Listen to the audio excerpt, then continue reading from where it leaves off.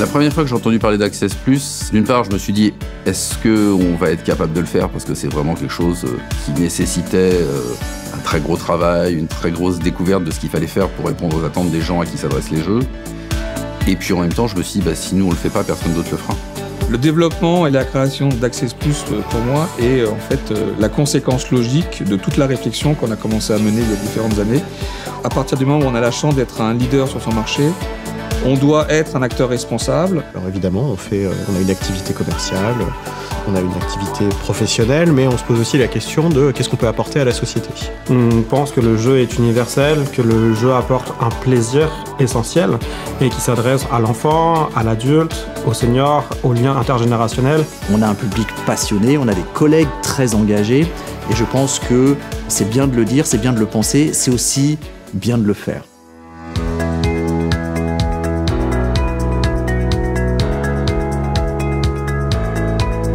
Asmodee Research a été créé en 2018 par Asmodee pour initier notre volonté de s'engager sur des sujets sociétaux, comme l'éducation, la santé ou encore le soutien à la recherche. Il y a des dimensions qui sont développées lorsqu'on joue à un jeu.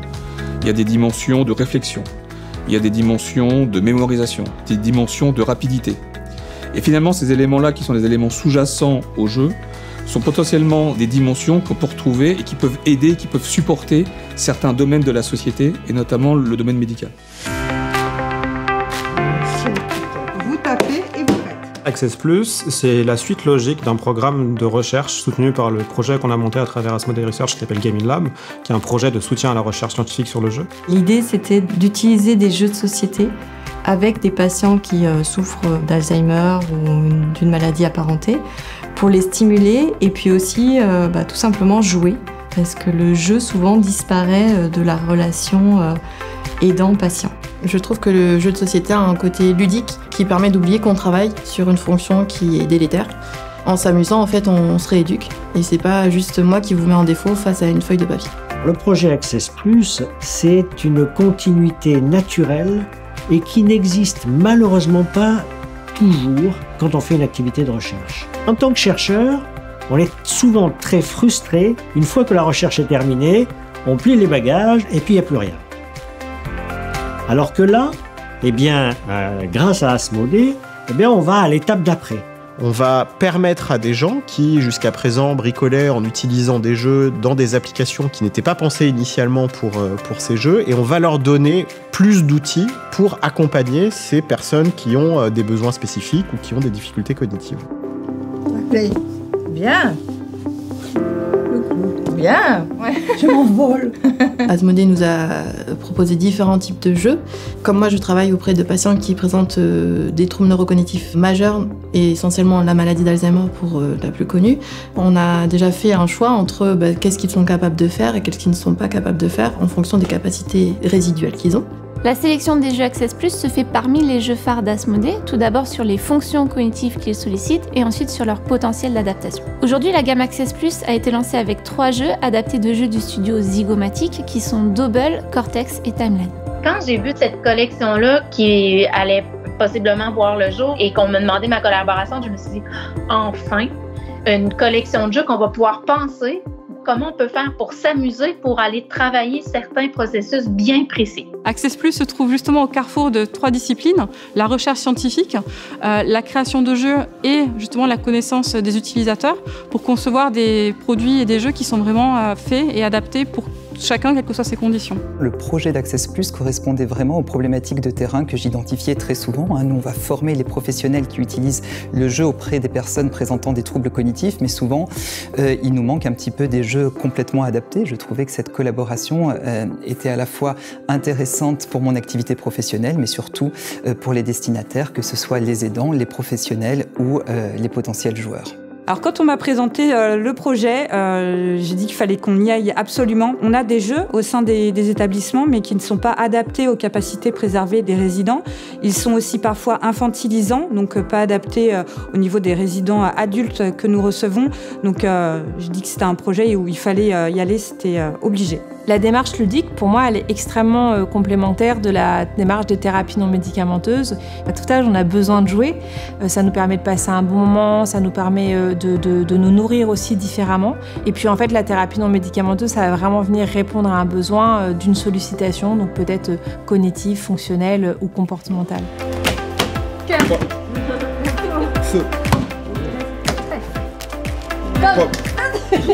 Les patients que nous ciblons sont ceux que l'on trouve en IME, en ULIS, en EHPAD, en hôpitaux de jour ou en clinique.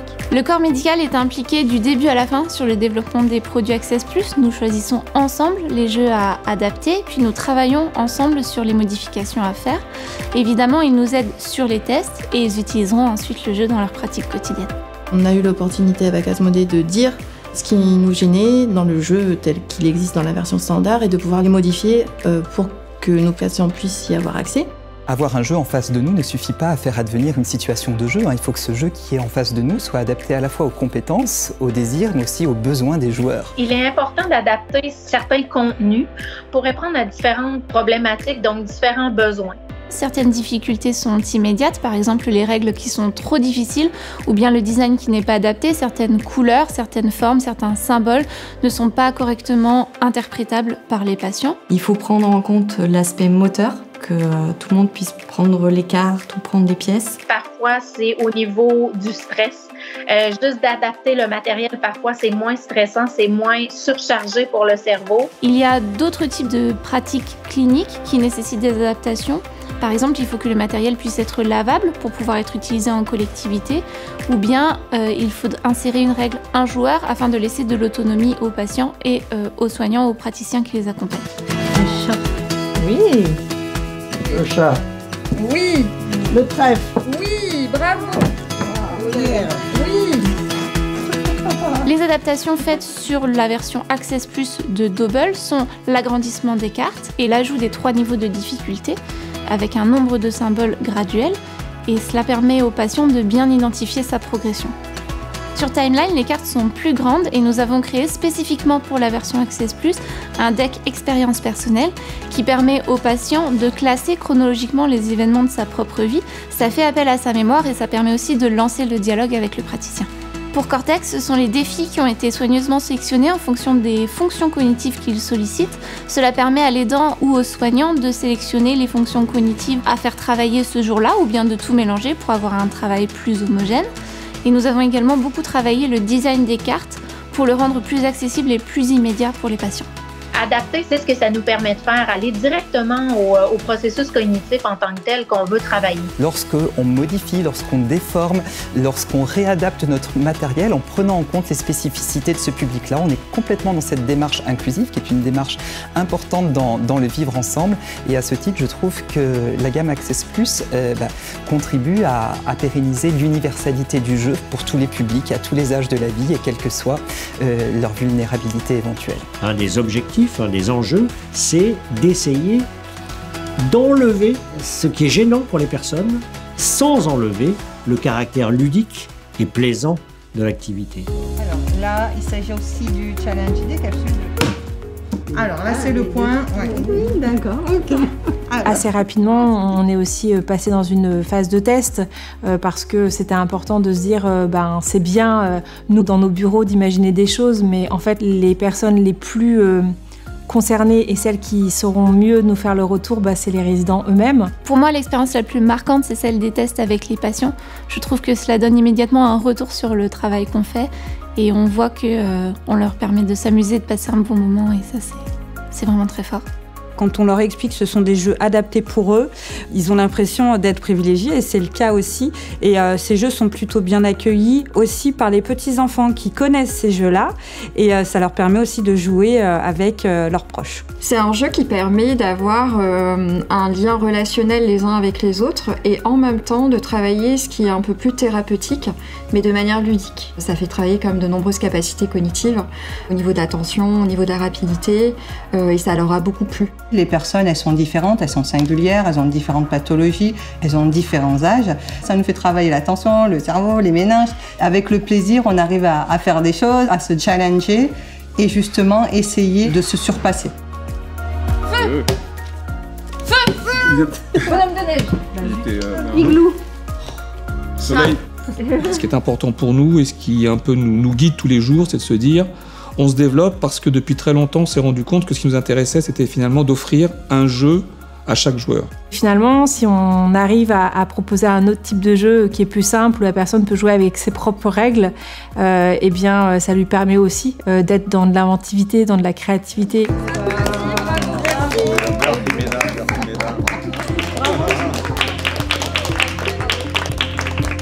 Le développement de la gamme Access Plus a été un travail de longue haleine avec de nombreuses personnes qui se sont impliquées. Et on n'a qu'une seule hâte, c'est de voir les produits arriver et de pouvoir rendre le plaisir de jeu à tout à chacun. C'est un aboutissement de voir que, à partir des idées, de ce qu'on a rêvé et de ce qu'on a travaillé ensemble, on arrive à quelque chose qui soit diffusé au grand public. Le jeu, c'est un médiateur quand même assez universel et Asmodée, grâce à cette gamme-là, ouvre le champ des possibles. Souvent, on est dans des réseaux très spécialisés et de voir que finalement un gros groupe comme Asmodée s'intéresse à ces questions-là, c'est une façon de donner une visibilité plus grande à tous les publics. Access Plus s'inscrit dans l'évolution logique d'Asmodée. On se donne les moyens de mettre tout le monde autour de la table et que chacun ait son jeu. On doit montrer l'exemple, on a cette responsabilité-là de montrer que nos jeux peuvent être accessibles au plus grand nombre. C'est un des projets dont les gens peuvent être le plus fiers et dans cette entreprise, on a fait plein de choses dont on peut être fier. Merci mesdames d'avoir bien voulu jouer avec moi. C'était très bien, on recommencera. C'est agréable de jouer. Ça demande de l'attention, pas juste la tête, c'est les mains, la tête, ça marche ensemble. Quoi. Il faut faire travailler la mémoire. Il nous oblige quand même à réfléchir sans arrêt et c'est ça notre problème ici, c'est la mémoire qui disparaît tout doucement, et même quelquefois rapidement. Ça me plaît de jouer un petit peu comme ça. Ça change les idées. On recommencera. Oh oui, j'espère.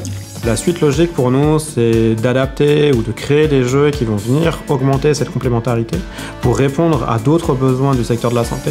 On va travailler avec d'autres studios et d'autres produits du catalogue Asmodée dans un premier temps et peut-être imaginer des créations dans un second temps. Aujourd'hui, Access Plus, ça va être vendu principalement dans les unités francophones du groupe, la France, la Belgique, le Canada.